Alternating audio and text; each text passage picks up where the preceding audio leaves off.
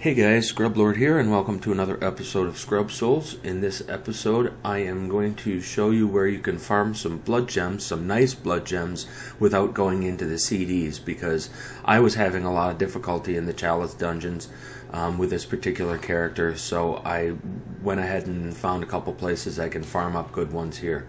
First thing you're going to want to do is put on some high frenzy resist stuff. If you haven't dropped the eye yet, I have dropped the eye, but I'll just go ahead and wear this anyways. And this is a blood level 4 character.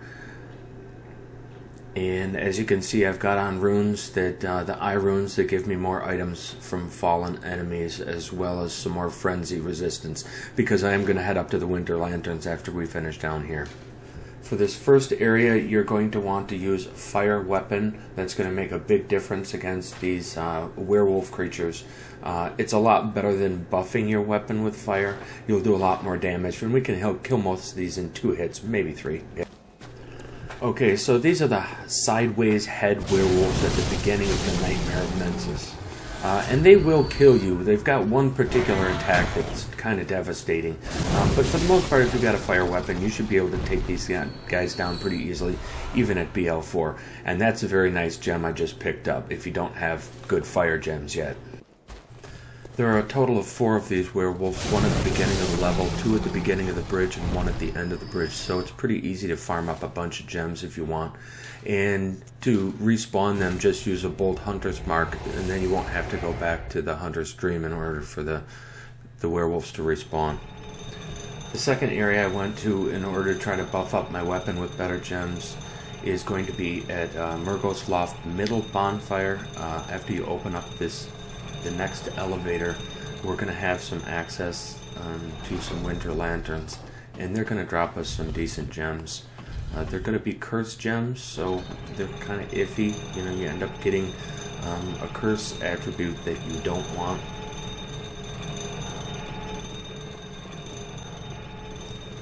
Okay, so out here we're going to find these Winter Lanterns. They're quite a difficult enemy. You need to get the parry frames down.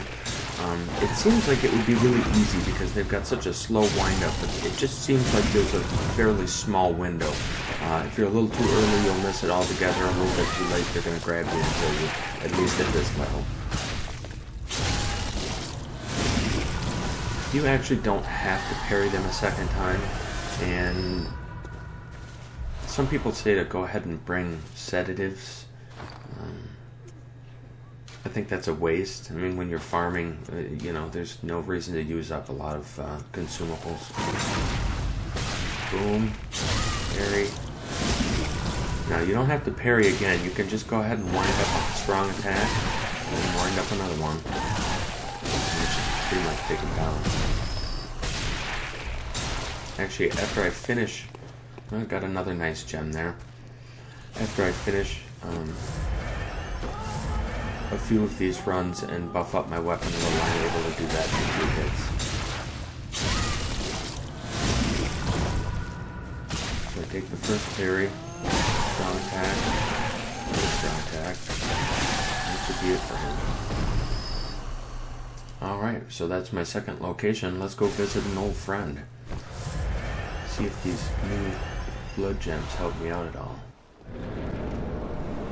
Okay, so now that I've managed to buff up my weapon, I should be able to do some more damage to this bastard. This guy was really wrecking me. I attacked him after I killed Amelia, so it's probably a little too early to be trying this on a BL4. My weapon simply wasn't doing any damage back then. And I still find him difficult. I'm not that great at parrying, and he's just difficult for me, but we'll get through him.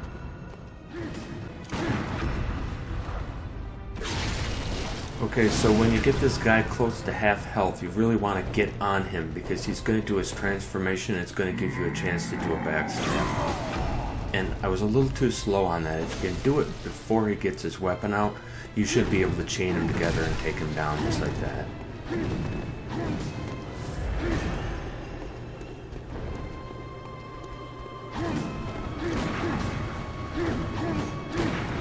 There we go. Oops. Right. Well, I'm glad that's done. Thanks for watching. Leave a like and subscribe, and check back my next episode. I think I'm probably going to go ahead and take on Martyr Logarius.